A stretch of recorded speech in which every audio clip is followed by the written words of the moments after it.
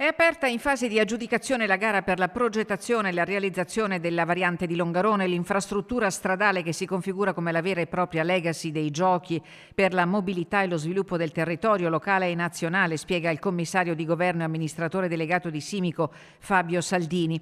Il termine per la presentazione delle domande è scaduto il 22 aprile, il 27 nel sito del Ministero delle Infrastrutture è stato pubblicato l'elenco degli operatori economici concorrenti. Sono 11 fra imprese singole, associazioni temporanee di imprese e raggruppamenti. Tra i loro nomi spiccano quelli della Pizzarotti, che ha realizzato in tempi record lo sliding center olimpico a Cortina, e la bellunese Dolomiti Strade, che con Fincantieri di Trieste opererebbero come mandanti del consorzio Eteria di Roma.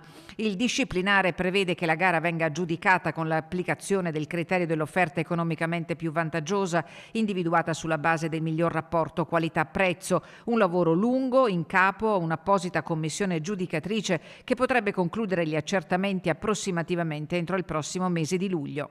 Con la chiusura, diciamo così, della gara e la presentazione delle offerte è arrivata un'altra tappa fondamentale in questo percorso che porterà alla realizzazione di quest'opera, che resterà l'opera dal punto di vista economico-finanziario più importante della storia della provincia di Belluno. L'intervento, come si sa, è inserito nel piano complessivo delle opere olimpiche approvato con decreto della Presidenza del Consiglio dei Ministri l'8 settembre del 2023.